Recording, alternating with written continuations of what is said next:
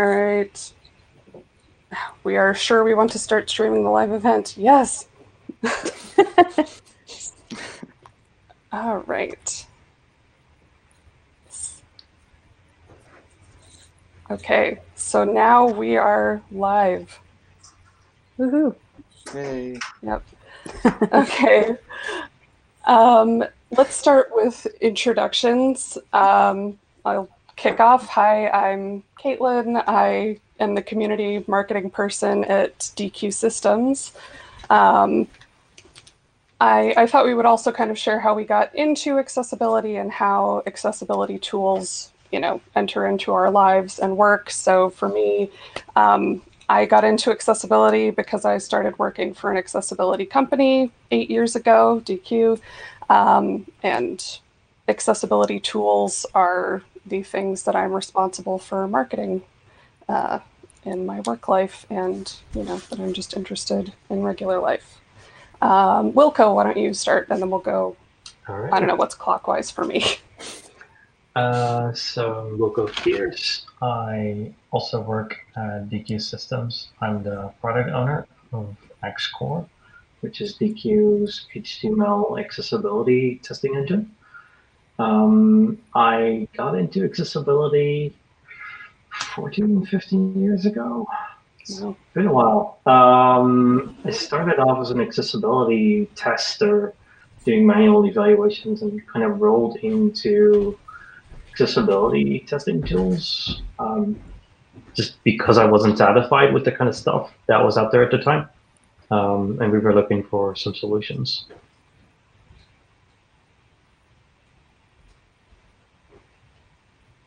Okay. So Jessie, did you want to go next? Sure.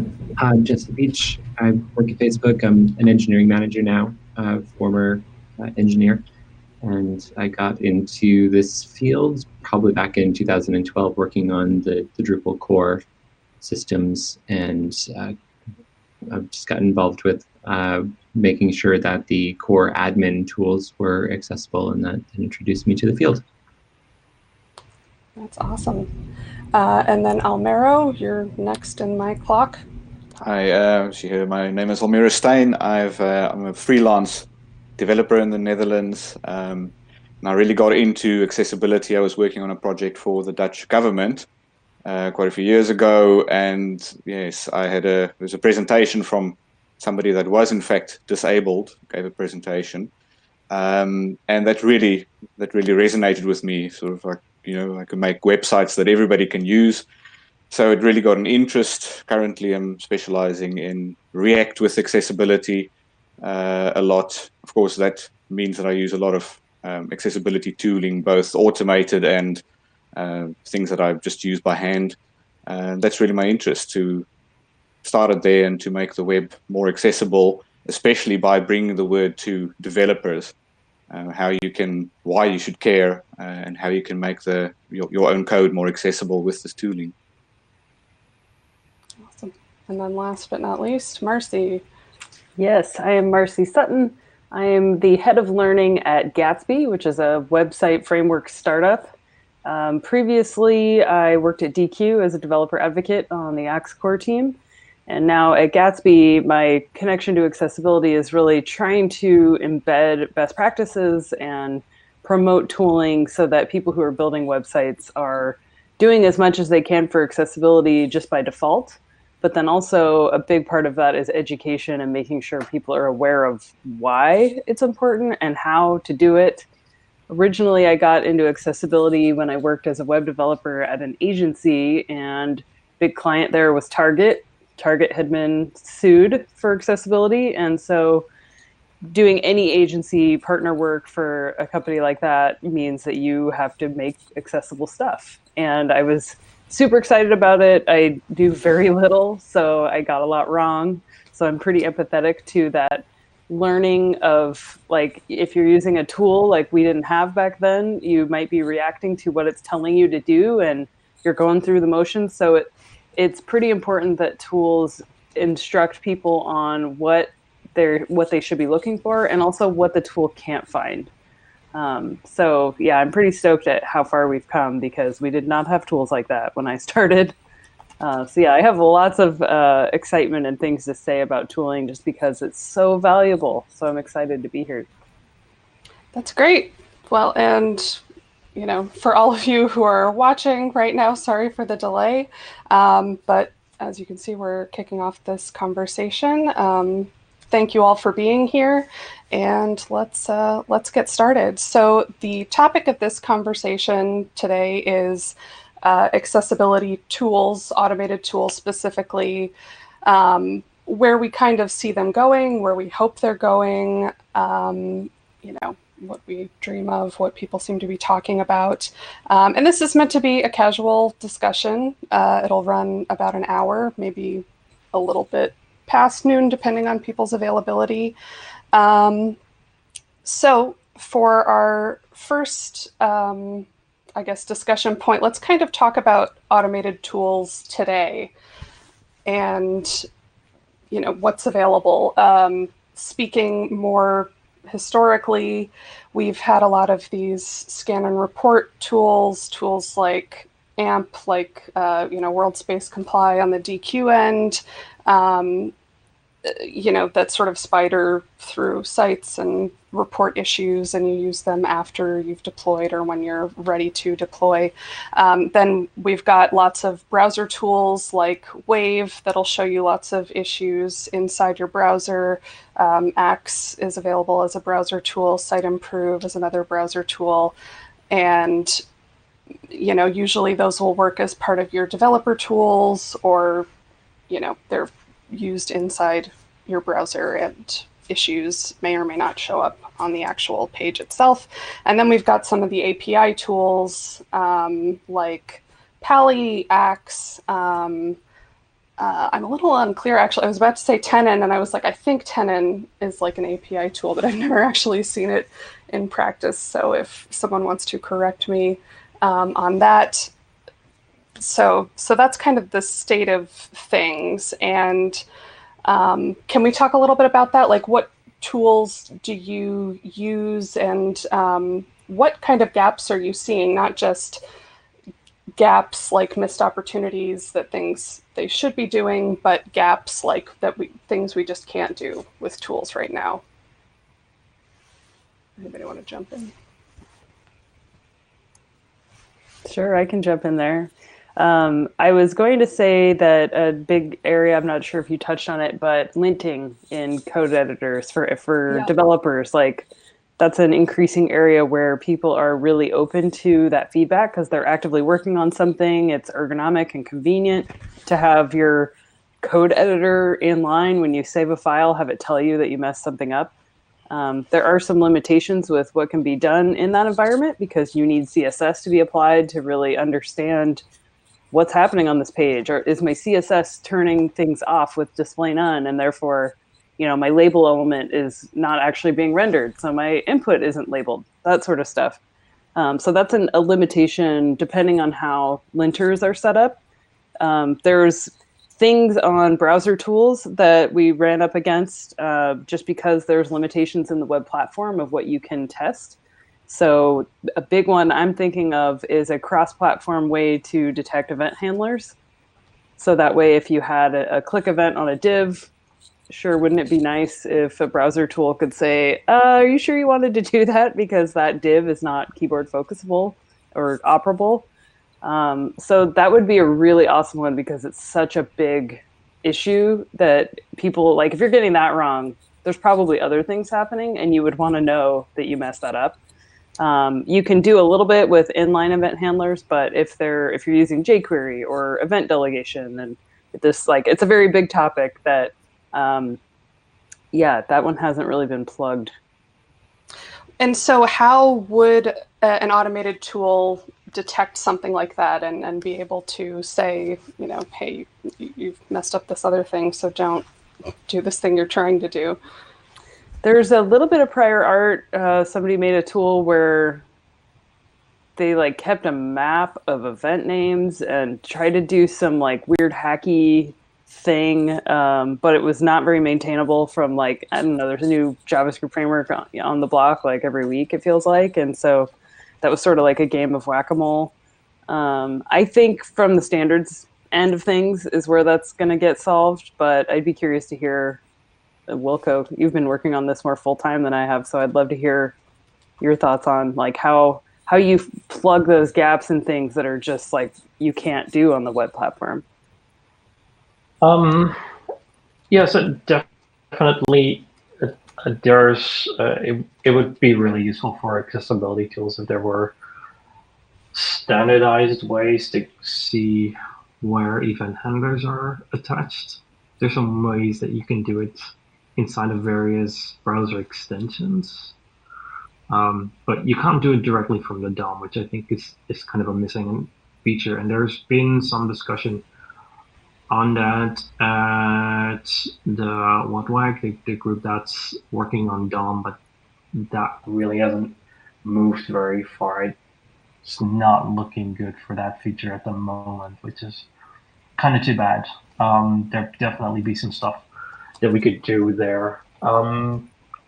There's some other ideas out there that are gaps. You were asking about gaps, Caitlin. I think one of the bigger challenges that we have in terms of automated testing tools is dynamic environments. Kind of touches on event handlers, but it's also a little bit broader than that. So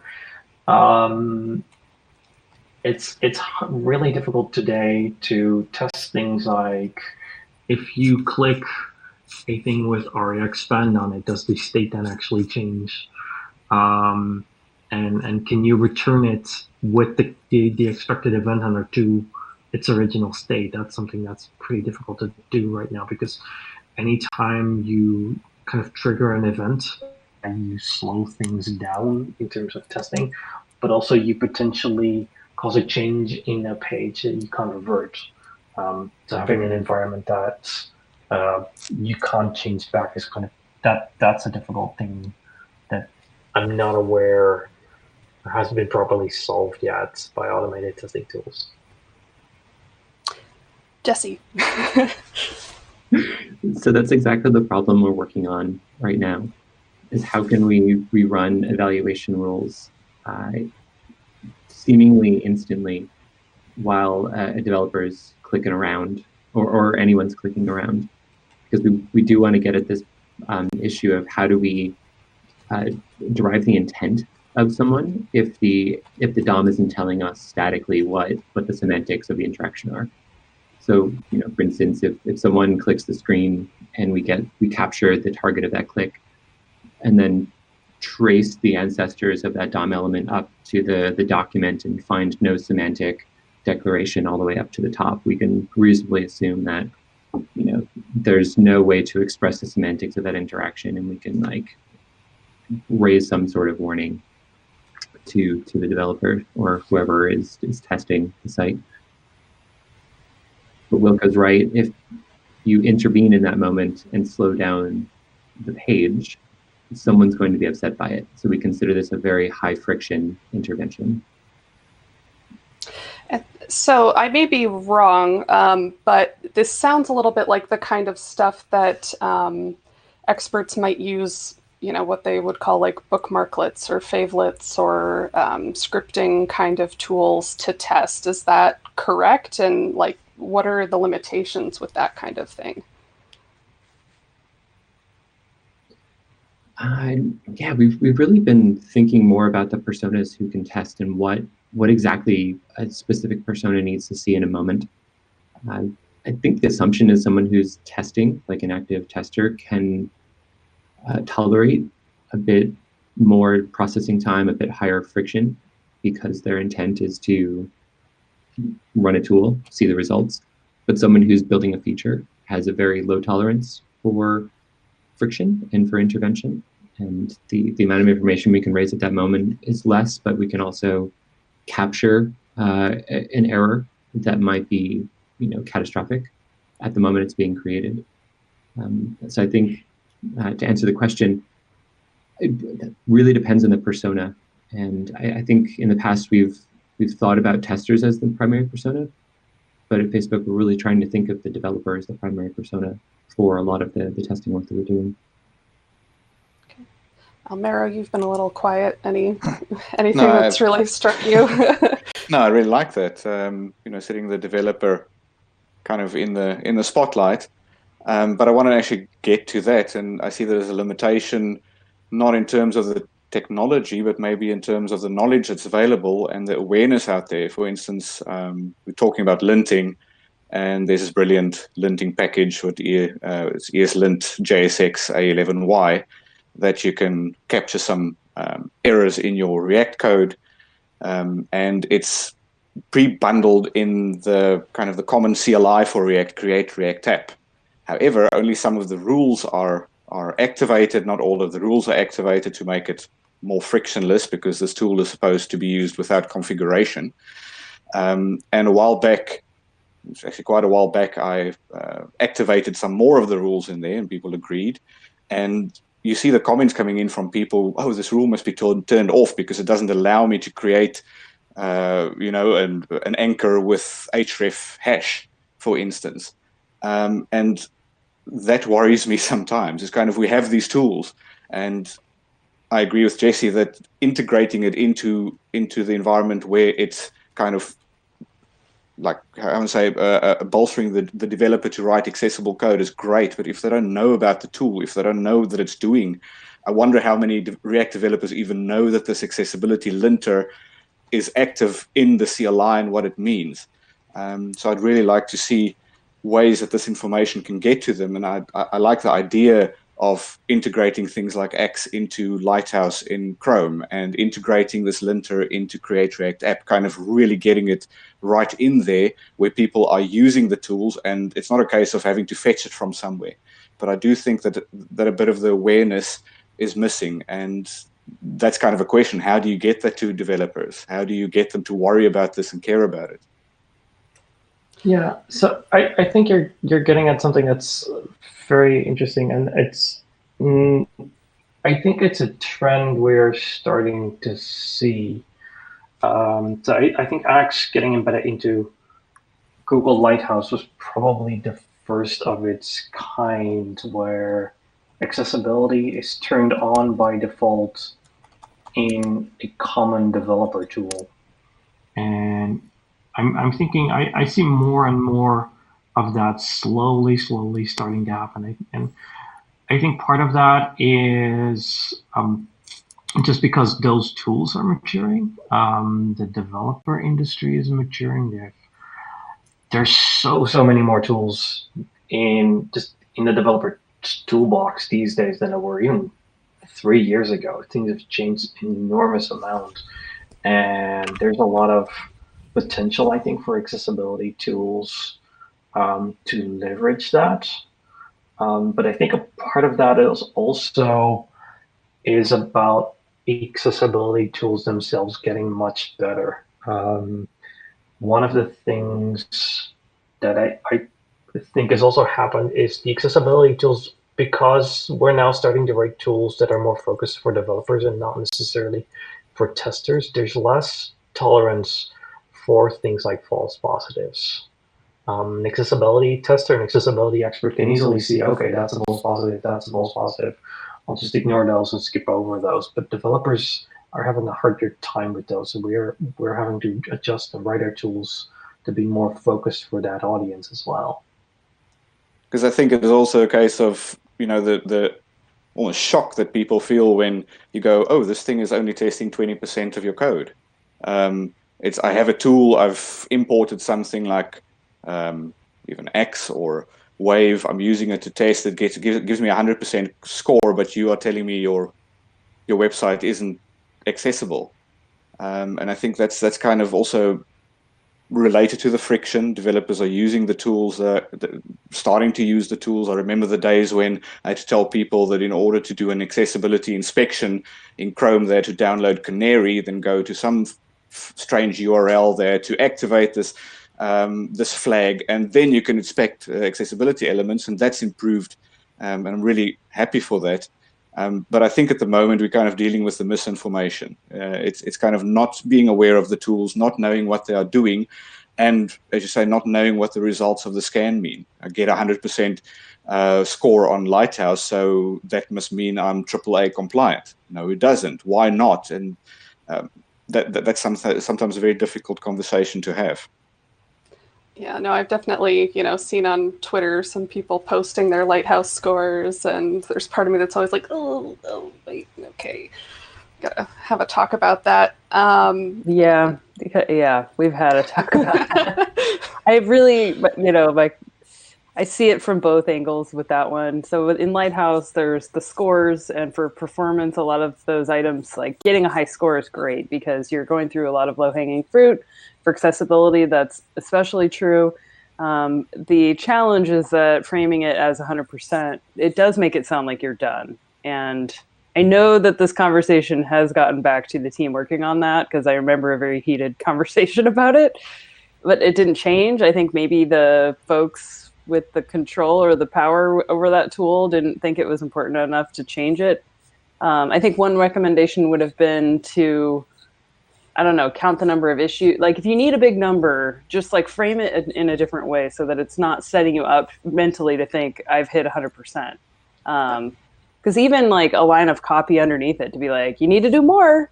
It's like you're still setting up that expectation of 100%. So I can empathize from both sides. I do think that getting, I really love the blog post on how I created the world's most inaccessible website with a perfect Lighthouse score by Manuel Matuzovich. It's a really brilliant piece of writing, and I feel for Google's PR team. So yeah, I think if people give you that feedback on a tool, maybe setting up wrong expectations, take it seriously, because like folks in the accessibility community say those things for a reason.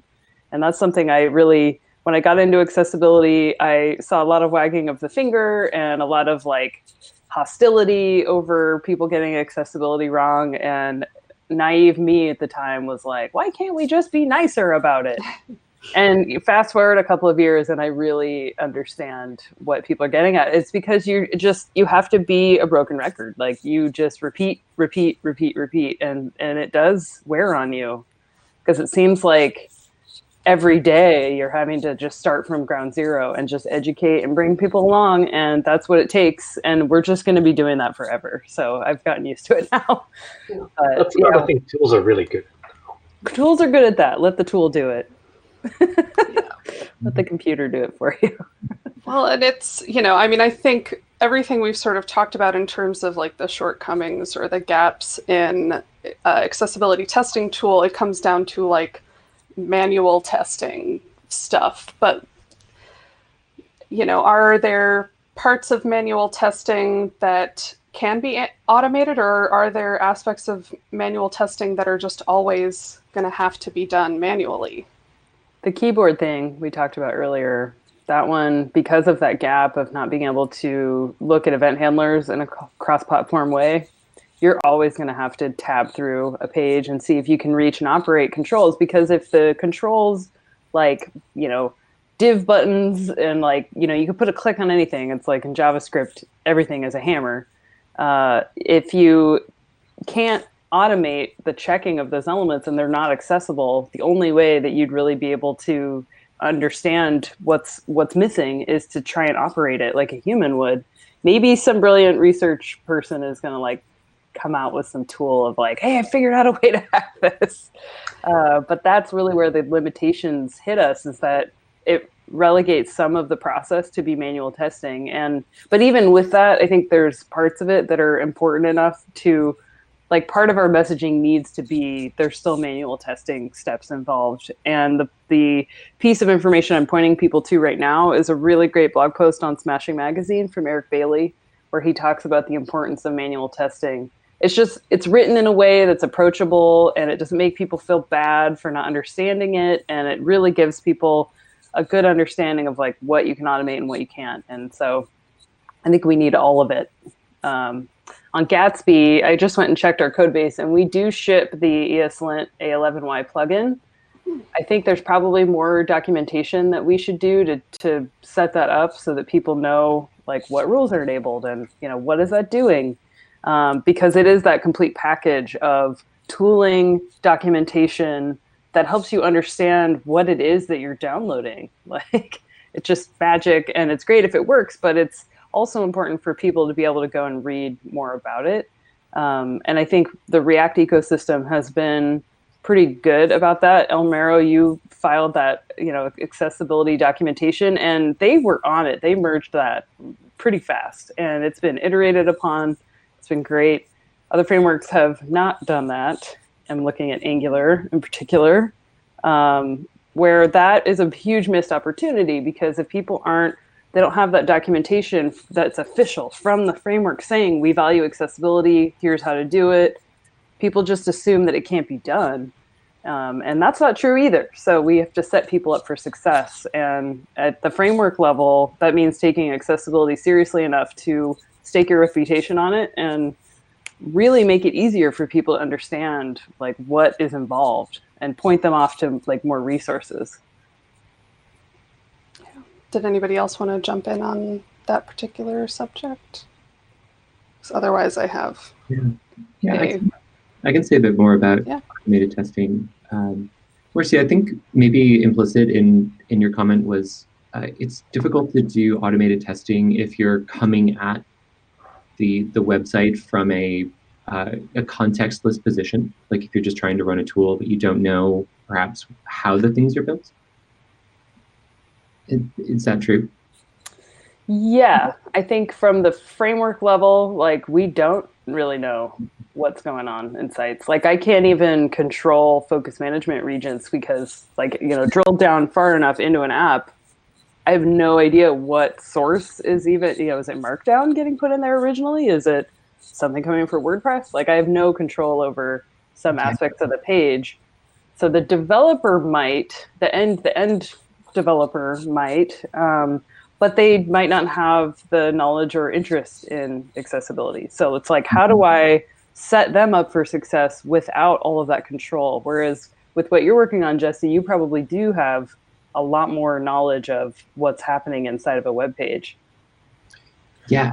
So we can know a lot more about how the thing was built. So if you are running a testing tool on a page for like a client, I think without the context, maybe there's, you don't know if something that got clicked on is intended to be a button or a menu item or whatnot.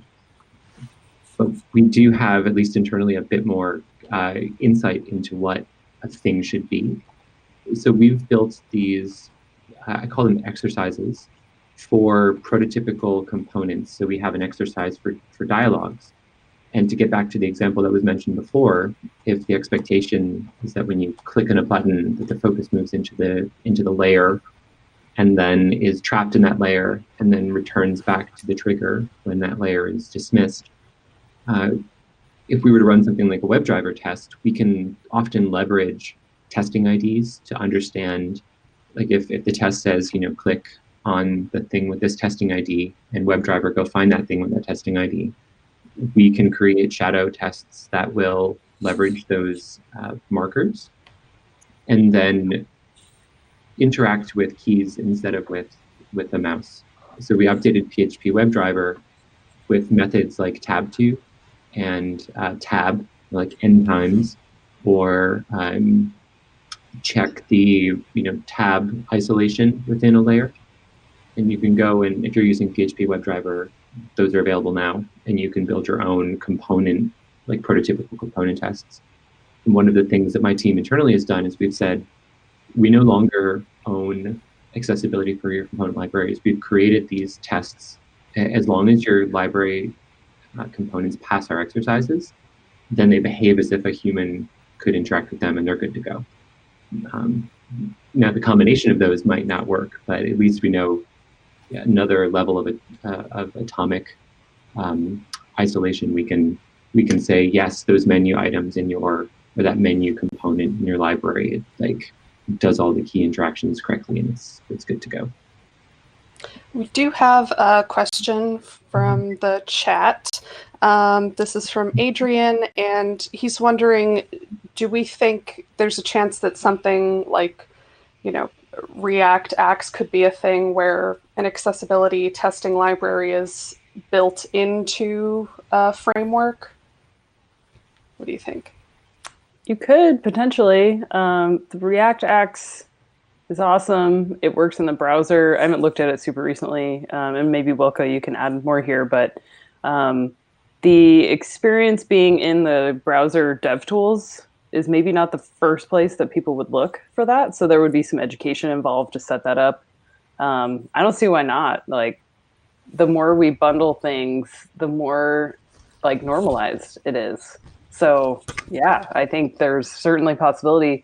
We're looking at what we can do more with that in Gatsby as well. So yeah, I don't see why not. Yeah. So one example of that would be Svelte with accessibility testing built right into the platform. And I suspect that's the direction that others are going to take. I think that's a trend that we're starting to see, of tools starting to build accessibility tools into their platforms and just having it on by default. Well, React has already got some, for instance, if you use the wrong elements, it will warn you on the console and say you haven't used the correct elements. If you use wrong ARIA attributes, it'll warn you and say that, did you mean this? So there is an element of that already built into something like React. And just to hook into something like React X, now I've used it quite a bit.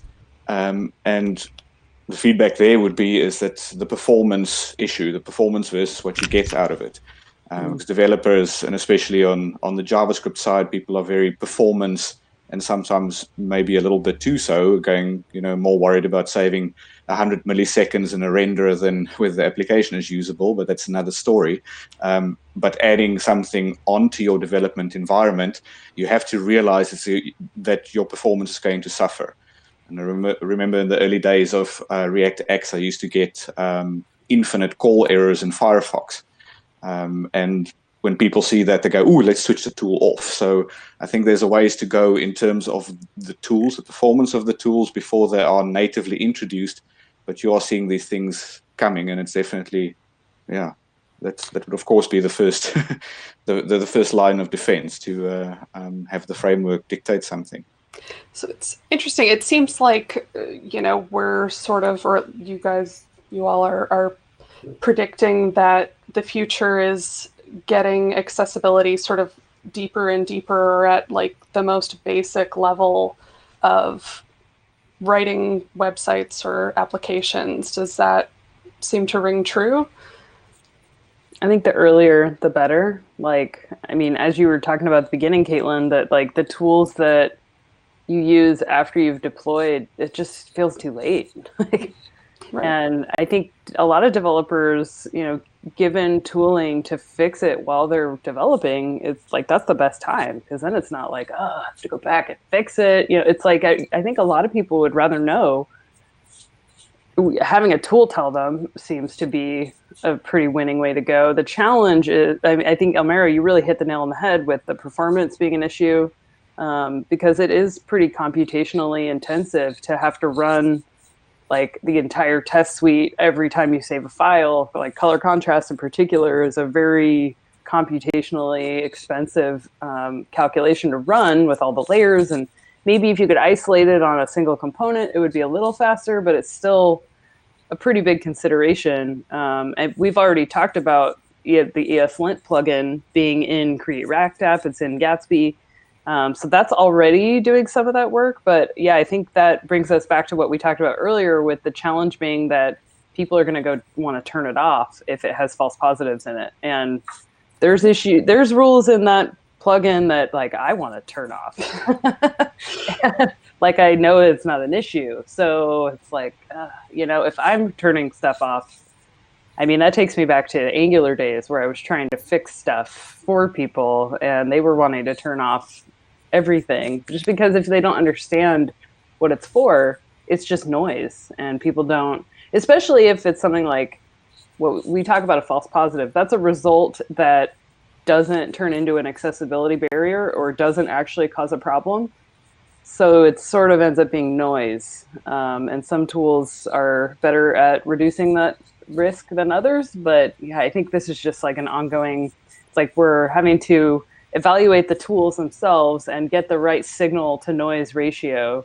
And I think Jessie, I just want to say how awesome the work that Facebook has been doing in this space. Like every time I get to hear Jessie talk about what they're doing at Facebook with accessibility tooling, it just blows me away. So I would love to hear more. Yeah, I don't think we're, well, I want to make a big distinction between like, I think we're working on the ecosystem and the runners, but not so much the rules. I don't think our superpower is the rules. It's in where to deploy them and how to raise the signal for them. But there are other people on this chat who I think are the experts in what should we be testing and what should those tests be. And we rely heavily on that work in order to understand what should our test runners be running. You know, for instance, we ran some rules and our platform team came back and said, you've got 10 milliseconds to run this rule or eject. And if you can't get it within 10 milliseconds, sorry. So our challenge was not like, what should the algorithm be to test a particular interaction? It's how do we run it in 10 milliseconds? And then give the thread back to the platform that wants to run it. It's like JS1K for accessibility testing. Yeah. That's awesome. Yeah. We do have another question from the chat from Mike. He has asked, at what point will automated accessibility tools ask, or, you know, at what point will we start thinking this would be better implemented with HTML? Is there even a reason to have to use ARIA? So to kind of steer this maybe a little further than Mike meant, like at what point does it become the responsibility of, you know, web standards or, you know, these different languages to kind of take on accessibility as something you have to write in? If I understand the question, is he asking whether the tool would make a recommendation to use native HTML over ARIA? Is that what he was sort of asking? I'm not sure, Mike, if you want to chime in with any clarification. Just to repeat his words, at what point will automated accessibility tools ask or say, oh, yeah, Mike says, yes, Marcy, what you said. I think that's challenging because there are ways to make things accessible with ARIA. That's why it exists. So it's really difficult for a tool to make that judgment call. There's plenty of examples of native HTML widgets in browsers that are not accessible. So I think that's pretty heavy-handed, to be honest. So I wouldn't expect that to be something that you would see very often. Maybe there's some cases where that could be done. I think any like remediation advice, like if you've completely botched something and there's a learn more link and you go to learn more how to fix it, the remediation advice could be opinionated for sure. But if like, I don't know, and maybe there's some example where a tool has a code mod where you've gotten this super wrong and here's the way to fix it. And the code it recommends to you could be opinionated.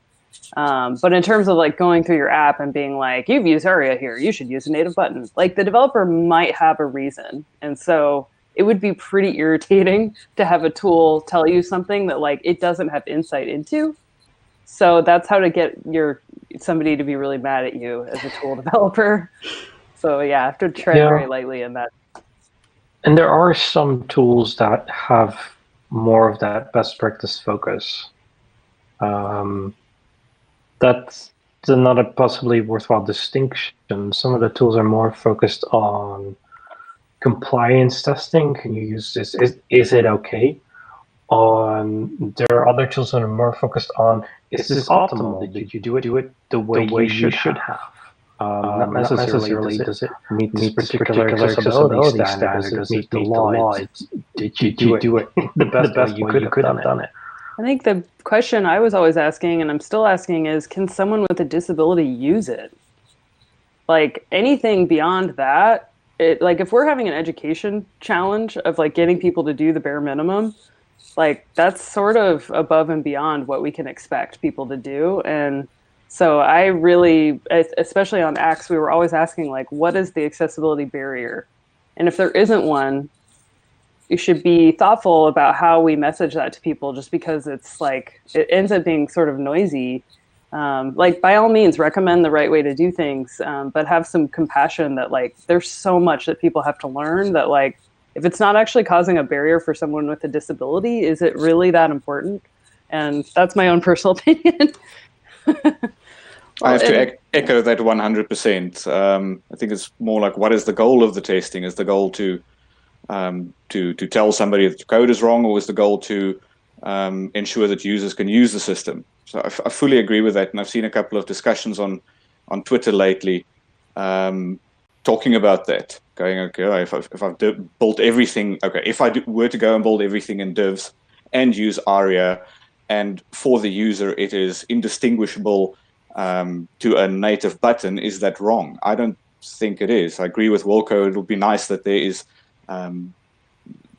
information out there on how to do it better. Okay, you've built it now in 300 lines of code, now just use one button and you've got it done. So that's great for the developers, but I think the goal should be whether people can use it. And I think that's what the tool should focus on. All right, we've got a question from Laura, kind of steering us a little more on track with our topic, which is, what tests may be automated in 1 to 3 years now that are currently manual tests?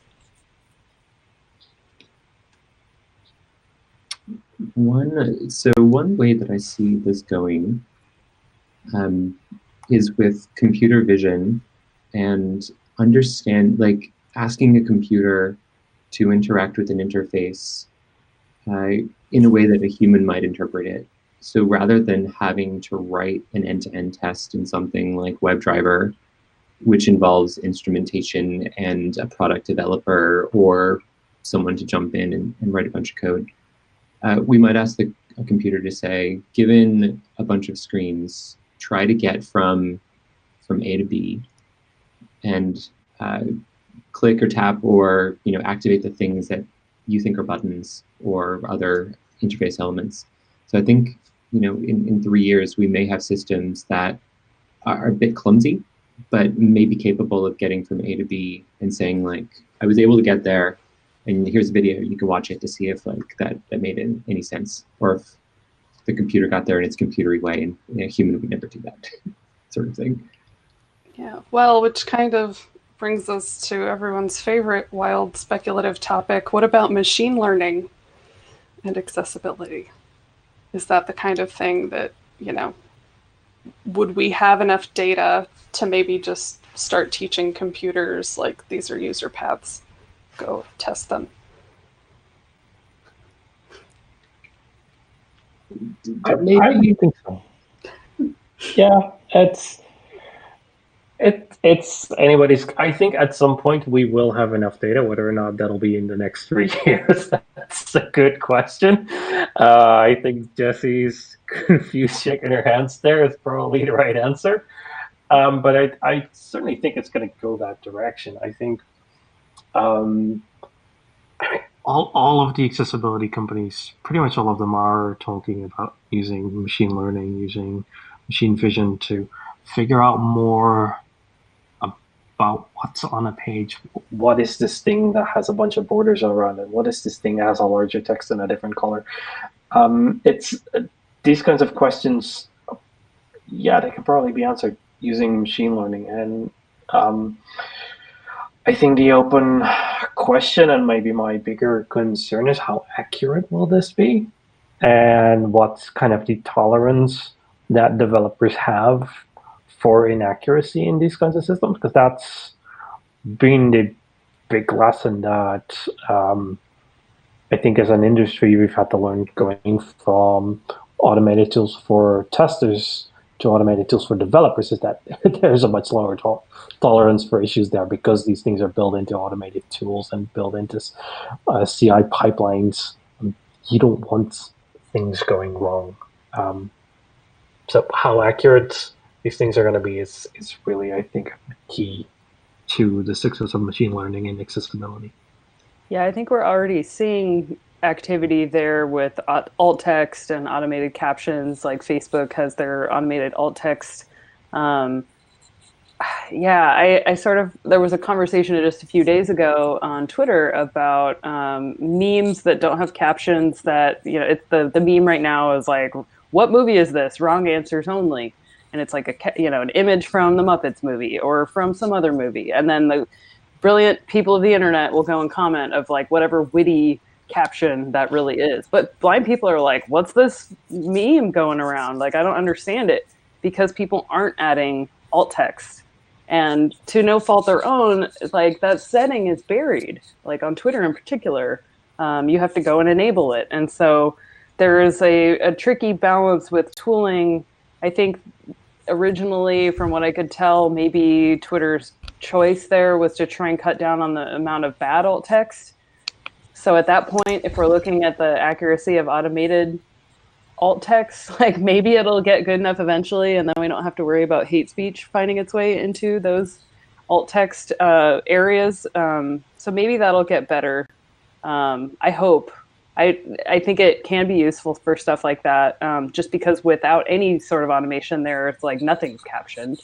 So if you could know that the image is of some puppets or of a pepperoni pizza or whatever the thing is, that can fill in a little more context.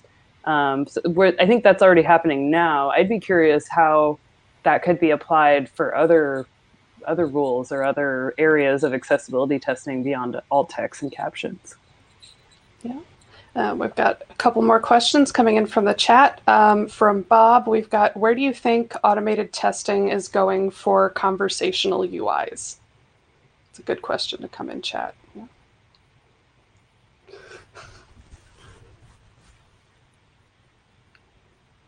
Anybody? Any thoughts? I'm scared to touch that one. I mean, I've seen videos of an Alexa talking with a Google Home. Maybe we just get like the two of them to test each other. Yeah. Yeah. Of course, my immediate thought was that, he meant like chatbots or something like that, which are popping up everywhere. I can see one in Lightstream right now. But, and I know like we've tried to get things like that set up, and it's always, a lot of companies claim to work on accessibility as part of their UI, but it's a hard thing to actually implement. Yeah, well, I think some of those widgets, they have an actual user interface, they have text. Those are the traditional things that we've been talking about that could be tested. I think where it gets interesting is if the user interface is all audio. Like, what are you testing? Are you testing waveforms? Are you testing, like, how do you even test that? So I think that's a whole frontier of testing that would be really interesting to dig into. I haven't heard of anyone doing that. I'd be curious what Amazon's doing, like just in general, like how do they quality test for stuff like that? Yeah, and what would be the accessibility implications? Right. Yeah. I have a hard stop at 9. I super Okay. After mine. Thank you No so worries. Sorry, we ran a little late. Thank you for joining us, Jessie. I'll watch the rest online. Everybody, it's good to see you all. Thanks, Jessie. So do the rest of you still have some time to stick around, or? Yeah. Yep. Sure. Cool. Yeah, no problems. All right. Our next question is, how do we get to the point where, this is from Crystal, how do we get to the point where automated accessibility tools are tech agnostic, but nuance that you find in the tools now that are framework specific? So I guess as nuanced as you would find in tools that are framework specific. Well, we talked about one example of that earlier with the keyboard gap and support. The reason why we want that in like an HTML DOM testing tool is that then it's not limited to browser extensions. That makes it more portable so that you could be injecting Axe core into an automated test. You could be using it from the browser extension and it would be the same rule set. So having the code itself be more portable and cross-platform, I think, is one way to make it agnostic. I think trying to make it also work for specific things that only apply to React or only apply to Ember would be tough, because then you're shipping more code for everyone, but only a subset of users would actually utilize part of it. So I would think that would be more like add-on code or like plugins for like a plugin system for code. So I think that would be my best answer, is to try and make the core of it cross-platform and portable, but then have things you could add on to it, like an API and plugin system that would allow you to augment for your given framework. Yeah, I'm not sure that's even the direction. So it depends on what the question is going for. If we're talking cross technologies like HTML, having a single tester that tests HTML, or Android or iOS, or even a native Windows application, I don't know if it's even that useful to have that tested by the same tool. But as for testing something like having React specific rules, having Angular specific rules, I think I'm with Marcy on that. It's you're gonna have to ship a lot of additional code, and I'm not sure, because the advice is also not going to be that different. It's still images need alt attributes, and buttons need a text on them, right? Well, that's exactly it. It's at the end of the day, is it React specific? You are looking at the result of what the framework is producing rather than the code to get there. So yeah, you've got your linters and everything, but that's kind of general for JavaScript as a whole. If you look at something like React X, it's just bundling something that is already usable everywhere in the browser. It's just bundling something so that it can deal with the render cycle of React. So I agree, you kind of have the general things, but then have the plugins that wrap them and make them aware of the situation they're running in. But I don't know if you want to have something that looks as React is accessible, because at the end of the day, you're just rendering DOM. Yeah, I think the wins could be if it's telling you, like, say you're labeling a form input, and the actual attribute that you would need to use in React might be different, so that it will actually compile and become, your great native HTML. I am glad that Wilco made the distinction between web versus native. I think that's a pretty big burden to put on tool developers, to try and create some abstract, like, what's the word I'm looking for? Like a prototype, like trying to make a schema or a framework that like applies to all of those situations. It's like you have to boil it down to some, like, its essence, and then like build it back up again for each tool. It's like, it's so much work. Whereas like if you had tools for the different parts of the job, they could probably do that better. And then the tool developer isn't having to like try and make some giant mono tool that works for everything, because there's nuances in those platforms, and the APIs are different. The advice might be different. So yeah, I think that could be a challenge, but in the web space, certainly, I think that could be made more pluggable. Yeah, and just to be clear, that has been done. There are tools like that test both web and mobile in the same accessibility engine. But I don't know that that's necessarily the direction every engine will take, just because of there's the big differences between the platforms. All right. Bob did have a clarification to his conversational UI. He said he was thinking of some of the language WCAG criteria, for example. So it's an interesting point.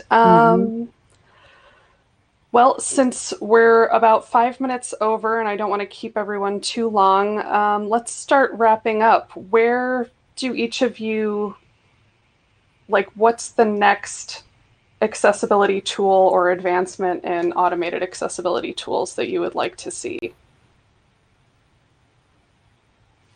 Well, something I've been really wanting to mention is I'm quite frustrated that I can do snapshot testing of the DOM at the moment, and people can do snapshot testing of screen renders, but you can't snapshot test the accessibility tree. So that's something I'd really like to see. And of course, the accessibility object model would help towards that. But that is something I think that's, I'm quite frustrated that you can't do that. And that's something I'd really like to see. Puppeteer. Like Can you do it in there? Puppeteer. Yes. Wow. Fairly recently. Okay. Cool. That is it is really very cool. Yeah. Yeah. Ooh, now I want to go learn more. Yeah. Sure. Yeah, it was demoed at Google I/O this year. Cool. Wow.